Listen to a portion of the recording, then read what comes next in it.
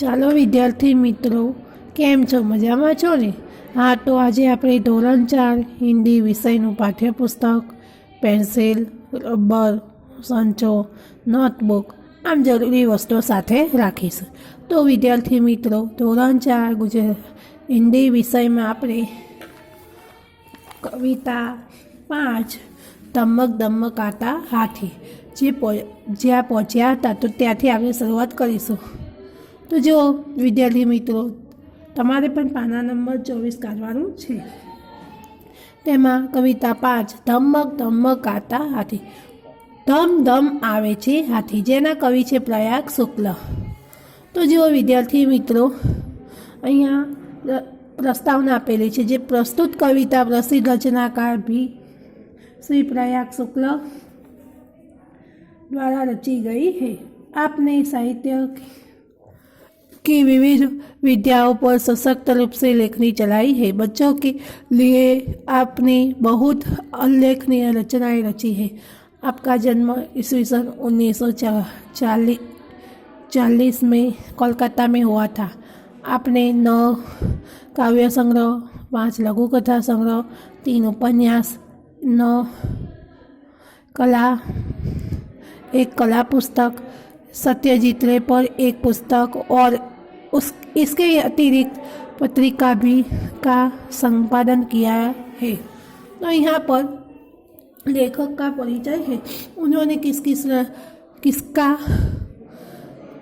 साहित्य का रचना किया है, साहित्यकार में उन्होंने क्या क्या प्रदान किया है, उसका यहाँ आलेखन किया गया है. तो हवे आपणे जोईए कविता.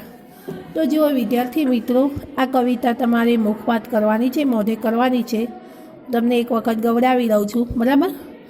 धमक धमक आता हाथी, धमक धमक जाता हाथी. धमक धमक आता हाथी, धमक धमक जाता हाथी. अपनी सूंद उठाता हाथी, अपनी सूंद उठाता हाथी, अपनी सूंद गिराता हाथी, अपनी सूंद गिराता हाथी, अपनी सूंद हिलाता हाथी, अपनी सूंद हिलाता हाथी, अपनी सूंद घुमाता हाथी, अपनी सूंद घुमाता हाथी. धमक धमक आता हाथी, धमक धमक आता हाथी, धमक धमक जाता हाथी, धमक धमक जाता हाथी. जब पानी में जाता हाथी, भर भर सूंद नहाता हाथी. जब पानी में जाता हाथी, भर भर सूंद नहाता हाथी. कितने केले खाता हाथी, कितने केले खाता हाथी. वह तो नहीं बताता हाथी, वह तो नहीं बताता हाथी. धमक धमक आता हाथी, धमक धमक आता हाथी, धमक धमक जाता हाथी, धमक धमक जाता हाथी. હવે જુઓ વિદ્યાર્થી મિત્રો, હું તમને આ કવિતા પહેલાં સમજાવીશ, પછી હું તમને અહીંયા અનુવાદ લખાઈશ. તમારે હિન્દીમાં ઘરેથી લખવાની છે કવિતા. ધમક ધમક આતા હાથી, ધમ ધમ આવે છે હાથી. ધમક ધમક જાતા હાથી, ધમ ધમ જાય છે હાથી. હાથી જ્યારે આવે છે ત્યારે ધમ ધમ અવાજ આવે છે, ધરતી ધ્રુજવા લાગે છે. અને ધમ જ્યારે જાય છે ત્યારે પણ ધમ ધમ જાય છે. જો હાથીનું ચિત્ર છે, હાથી તો તમે જોયેલો જ હશે, જોયેલો છે ને. अपनी सूंद उठाता हाथी, पोतानी सूंद उठावे छे हाथी. अपनी सूंद गिराता हाथी, पोतानी सूंद नीचे पाड़े छे हाथी. अपनी सूंद हिलाता हाथी, पोतानी सूंद हलावे छे हाथी. पोतानी सूंद नीचे पाड़े छे हाथी, पोतानी सूंद नीचे हलावे छे हाथी. अपनी सूंद घुमाता हाथी, पोतानी सूंद गोल गोल फेरवे छे हाथी. धमक धमक आता हाथी, धम धम आवे छे हाथी, धमक धमक जाता हाथी, धम धम जाय छे हाथी. हाथी आवे छे धम धम अने जाय छे पण धम धम. हाथी पृथ्वी परનું સૌથી મોટું પ્રાણી છે. તમે રથયાત્રા હોય ત્યારે અહીંયા તો હાથી ઓછા જોવા મળે, પરંતુ અમદાવાદના રથયાત્રા જોવા જાઓ ત્યારે ત્યાં વધારે પડતા હાથી જોવા મળતા હોય છે, હાથીની સવારી. અને કેટલાક તો લગ્ન પ્રસંગોમાં પણ વરરાજા પણ હાથીની સવારી પર પરણવા જાય છે. એ સિવાય હાથી જંગલમાંથી લાકડા પણ લાવે છે. પછી એ સિવાય જોવા જઈએ તો હાથીના દાંતમાંથી બંગડીઓ ચૂડીઓ પણ બને છે. આમ હાથી આપણને અનેક રીતે ઉપયોગી હોય છે. હાથી છે જેનો સર્કસમાં પણ ઉપયોગ થતો હોય છે. અને હાથી છે એને કેટલાક પાળતા પણ હોય છે. જો આ ચિત્ર છે, આ કેળા ખાય છે હાથી.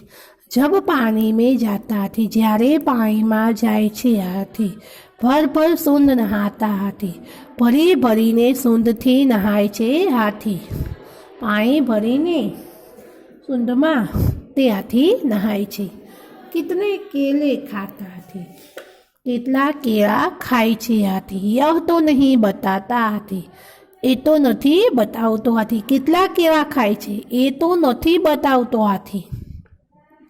ધમક ધમક આતા હાથી, ધમક ધમક જાતા હાથી. ધમધમ આવે છે હાથી, ધમધમ જાય છે હાથી.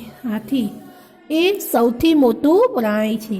જો હાથીના કાન છે એ સુપડા જેવા. તમે નાના હતા ત્યારે તમને બાલ મંદિરમાં ટીચર તમને ગીત ગવડાવતા હશે અને તમે સાંભળેલા પણ હશે હાથીનું. જાડો પાડો હાથી, સૂનમાં લાયો પાણી, પાણી તો ગંદુ, સામે મળ્યો ચંદુ. સાંભળેલું છે ને એ ગીત? પછી એ સિવાય બીજું ગીત પણ છે, જો દકડું. ચાલ હાથીદા ચાલ, તારા સુપડા જેવા કાન, તારા થાંભલા જેવા પગ. સાંભળેલું છે ને? તો અહીંયા આપણે ધોરણ 4માં આપણે કવિતા શીખીએ છીએ હાથી વિશેની, બરાબર? તો હવે તમે તમારી નોટબુકમાં લખો, ચાલો કવિતા 5 નવા પાને ઉપર લખો. ધમક ધમક આતા હાથી, ધમક ધમક આતા હાથી સૌથી ઉપર લખવાનું છે. પછી લખો એની નીચે કવિનું નામ, પ્રયાગ શુક્લ, પ્રયાગ શુક્લ, બરાબર? હવે વિદ્યાર્થી મિત્રો, હું અહીંયા અનુવાદ લખાવું છું. તમારે હિન્દી જાતે ઘરેથી નોટમાં લખવાનું છે.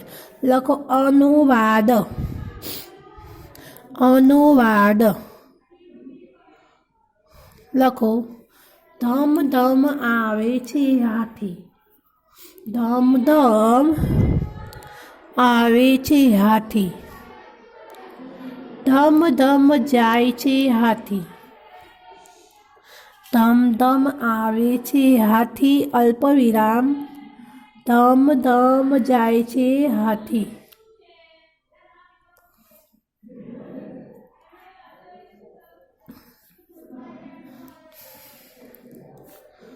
બરાબર? ધમધમ આવે છે હાથી, ધમધમ જાય છે હાથી.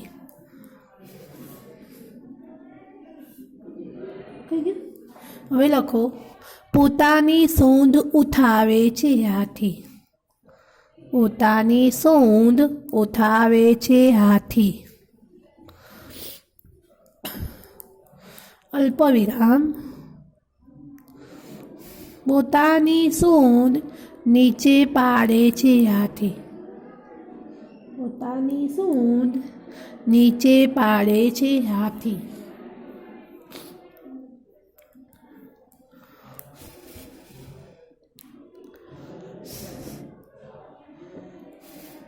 પોતાની સૂંઢ હલાવે છે હાથી, પોતાની સૂંઢ હલાવે છે હાથી. અલ્પ વિરામ, પોતાની સૂંઢ ગોળ ફેરવે છે હાથી, પોતાની સૂંઢ ગોળ ફેરવે છે હાથી. ફરી જો, પોતાની સૂંઢ ઉઠાવે છે હાથી, અલ્પવિરામ પોતાની સૂંઢ નીચે પાડે છે હાથી, અલ્પવિરામ પોતાની સૂંઢ હલાવે છે હાથી, અલ્પવિરામ પોતાની સૂંઢ ગોળ ફેરવે છે હાથી. પૂર્ણ વિરામ. પછી આગળ લખો ધમ ધમ આવે છે હાથી, અલ્પ વિરામ પછી ધમ ધમ આવે છે હાથી, ધમ ધમ જાય છે હાથી, ધમ ધમ આવે છે હાથી, ધમ ધમ જાય છે હાથી, પૂર્ણ વિરામ. બરાબર. ધમ ધમ આવે છે હાથી, ધમ ધમ જાય છે હાથી. હવે જો આગળ લખો જ્યારે પાણીમાં જાય છે હાથી, જ્યારે પાણીમાં જાય છે હાથી, અલ્પવિરામ ભરી ભરીને સૂંઢથી નહાય છે હાથી, જ્યારે પાણીમાં જાય છે હાથી, ભરી ભરીને સૂંઢથી નહાય છે હાથી, અલ્પવિરામ.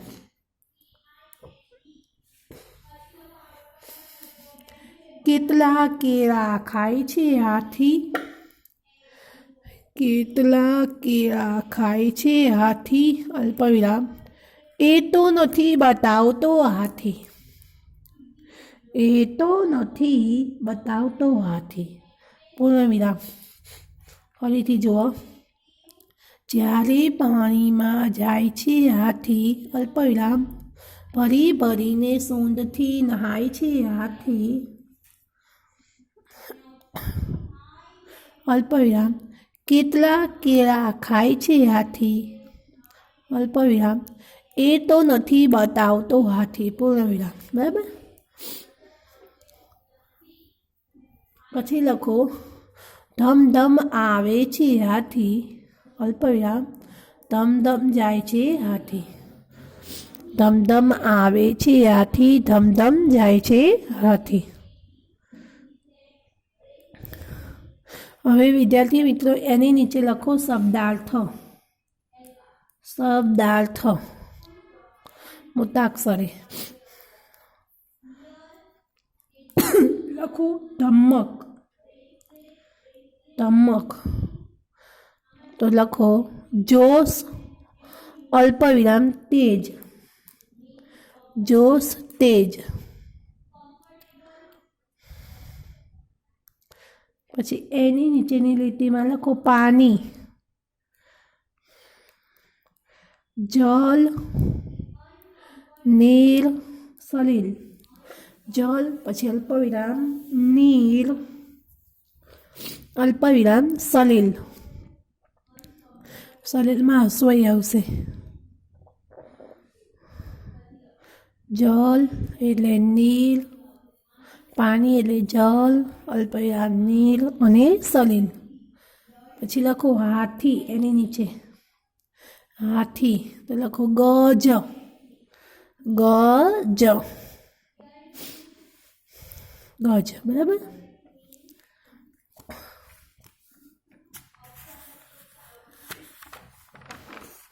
હવે લખો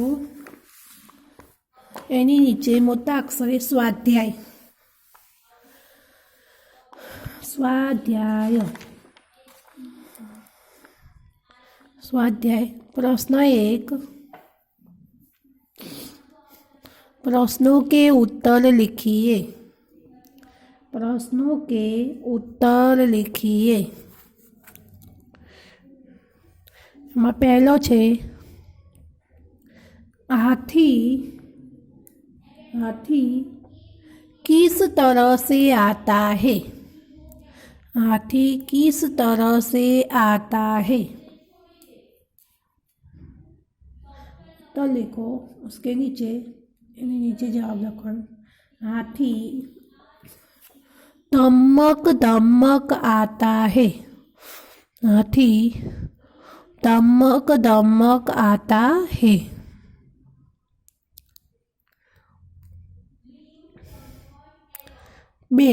दूसरा नहाने के लिए, नहाने के लिए हाथी सूंड में क्या भरता है, नहाने के लिए हाथी सूंड में क्या भरता है. प्रश्न चिन्ह. उत्तर लिखो। नहाने के लिए, नहाने के लिए हाथी, हाथी सूंड में पानी भरता है। नहाने के लिए हाथी सूंड में पानी भरता है। तीसरा, हाथी क्या खाकर बताता नहीं है।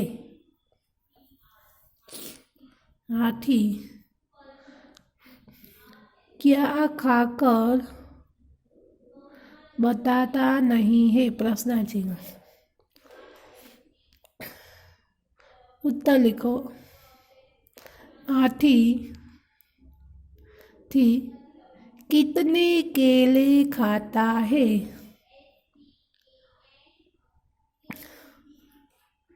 कितने केले खाता है वह नहीं बताता है।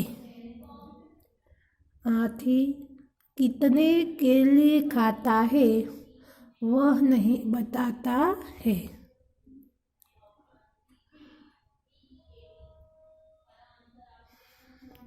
4, हाथी पानी कहाँ डालता है, क्यों। हाथी पानी कहाँ डालता है, क्यों। उसका उत्तर लिखो। हाथी पानी अपने बदन पर नहाने के लिए डालता है। हाथी पानी अपने बदन पर नहाने के लिए डालता है। ખાઈએ હવે જો વિદ્યાર્થી મિત્રો આજનું તમને ગૃહ કાર્યમાં હું જે લેસન આપું છું તે તમારે ઘરેથી હિન્દીની જે નોટબુક છે આ રહી એમાં લખવાનું છે. તો આ કવિતા છે મેં અનુવાદ લખાવ્યું પરંતુ કવિતા લખાવી નથી. તો એ કવિતા હિન્દીમાં તમારી નોટબુકમાં ગૃહ કાર્ય તરીકે લેસનમાં સારા અને સુંદર અક્ષરે લખવાની છે. બરાબર. તો હવે પછીનો પાઠ છે જે આપણે છઠ્ઠો પાઠ છે એ હવે પછીના વિડીયોમાં હું તમને શીખવીશ. બરાબર. તો આજનું લેસન તમને યાદ છે ને, એ લેસન તમારે કરી લાવવાનું.